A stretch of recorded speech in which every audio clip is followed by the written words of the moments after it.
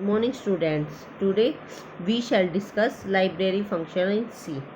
In addition to its operator, the C language is accompanied by a number of library functions that carry out various other commonly used operation और calculation. ठीक है, फिर क्या है C language में कुछ library functions हैं जो हमारे ऑपरेटर्स के अलावा जो हमारे बहुत सारी कैलकुलेशन या ऑपरेशंस करने के काम आते हैं.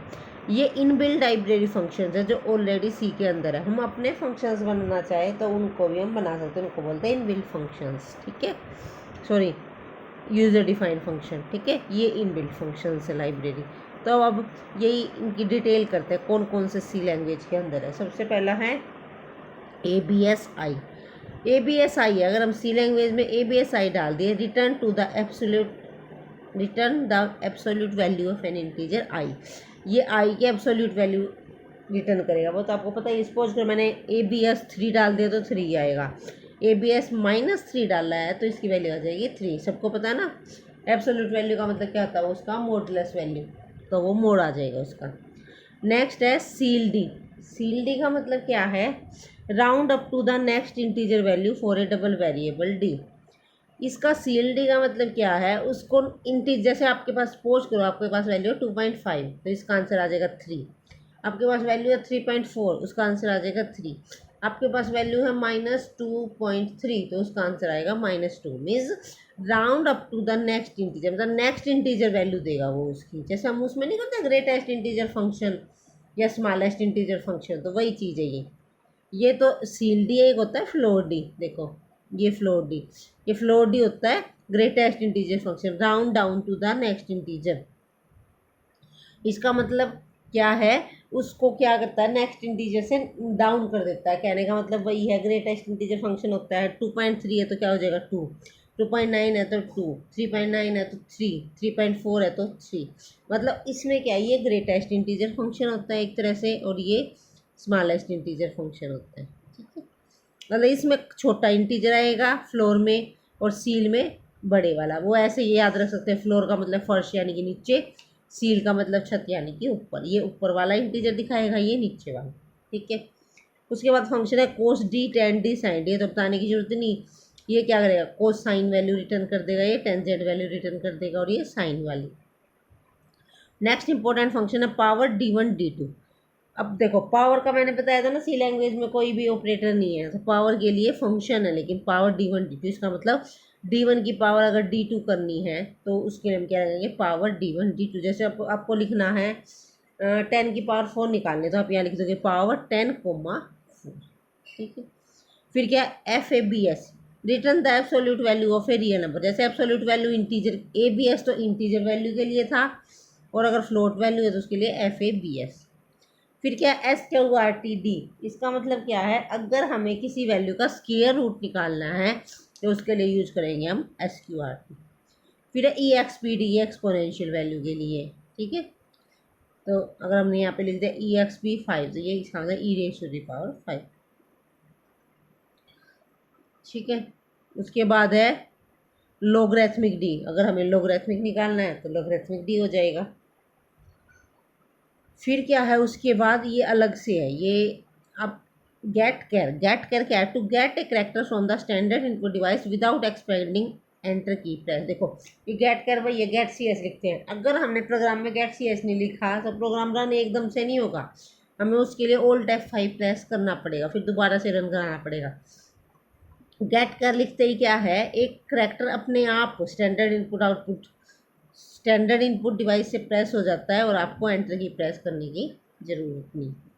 फिर क्या putchar send a character to the standard output device. ये क्या कर देता है, ये कैरेक्टर को पुट कर देता है स्टैंडर्ड आउटपुट डिवाइस में. स्टैंडर्ड आउटपुट डिवाइस यानी कि मॉनिटर को. 2SKI का मतलब कोई भी हमने यहाँ पे कोई भी आर्ग्यूमेंट डाला उसकी वैल्यू को किस में कर देगा, SKI. देखो हमें SKI वैल्यू पता नहीं ना, मान लो आपको कैरेक्टर A की SKI वैल्यू पता करनी है तो यहाँ डाल दो 2SKI A.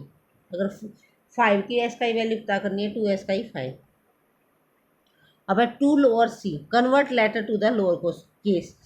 मीन्स कोई भी लेटर आपने लिखा हो उसके केसेस को, मतलब उसको स्मॉल अल्फ़ाबेट में लिखना है तो 2 लोअर कर दो, और कैपिटल लेटर में लिखने हैं सारे तो यानी कि convert letter to upper case, तो क्या कर दो टू अपर।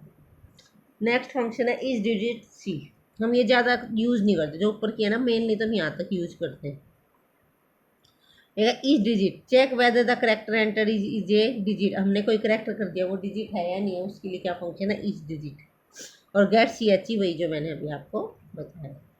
लास्ट में ये तो हमने बहुत प्रोग्राम में यूज़ किया, C L R S C R clear screen, तो क्लियर द स्क्रीन, ये हमारे लाइब्रेरी फंक्शन है, ये इनबिल्ट है। हम इनकी स्पेलिंग के साथ भी छेड़छाड़ नहीं कर सकते। अगर ये C L R S C R लिखा है तो ये लिखोगे, अगर आपने यहाँ पे स्पेलिंग मिस्टेक कर दी तो दिक्कत हो जाएगी, ठीक है।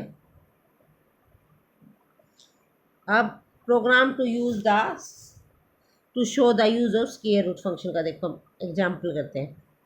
हमने कर दिया hash include S T D I O dot H, hash include conio dot H, hash include math dot H. अब मैथ डॉट एच जो लिखा है ये ज़रूरी है, क्योंकि जो हमने स्क्वायर रूट फंक्शन निकालना है, स्क्वायर रूट फंक्शन इस वाली हेडर फाइल के अंदर है मैथ में, तो हमें मैथ डॉट एच डालना पड़ेगा। जैसे डबल एक्स क्लियर स्क्रीन कर लिए तो हमने पहले ही प्रोग्राम्स में किया। फिर printf enter the number whose square root is to be find, then scanf percentage L F, double के लिए एल एफ डलता है, comma and X, then printf the square root of L F percentage L F is percentage L F X और square root X, ठीक है। फिर गेट सी एच और फिर ब्रैकेट बंद। तो यहाँ पे क्या आ जाएगा एक्स का स्क्वायर रूट ऑफ एक्स, ये फंक्शन यूज कर लिया। तो हमने अगर सपोज को 9 करा तो आ जाएगा the square root of 9 is 3, square root आ जाएगा। इसी तरह नेक्स्ट है program to find the area of a triangle, किसी भी ट्रायंगल का एरिया निकालना है तो उसके लिए देखो वही पहले सारी फाइल में डॉट एच भी निकालना पड़ेगा, क्योंकि स्क्वायर रूट आएगा एरिया ऑफ ट्रायंगल में। तो then float A B C S of area clear screen, फिर एंटर 3 साइड्स ऑफ ट्रायंगल, हमने क्या करा ली 3 साइड करा ली। तो स्कैन है percentage F percentage F percentage F and A and B and C, ठीक है।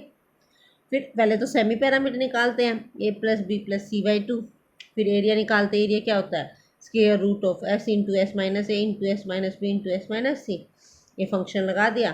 फिर हमने प्रिंट करा लिया, print F area of triangle is percentage F area, then गेट सी एच और फिर हमारा करली ब्रेसिस। तो आउटपुट क्या आ जाएगा enter the side of the triangle, suppose करो हमने कर दिया 18 24 30, तो इसका एरिया ट्रायंगल आ गया 216, ठीक है। नेक्स्ट है अब calculate program to calculate compound interest. अब हमें सपोज करो कंपाउंड इंटरेस्ट निकालना है, उसका क्या प्रॉब्लम क्या कैसे प्रोग्राम होगा। सबसे पहले तो वही सारे मैथ्स के फंक्शन है, तो S T D I O dot H conio dot H और मैथ डॉट एच तो डालना पड़ेगा।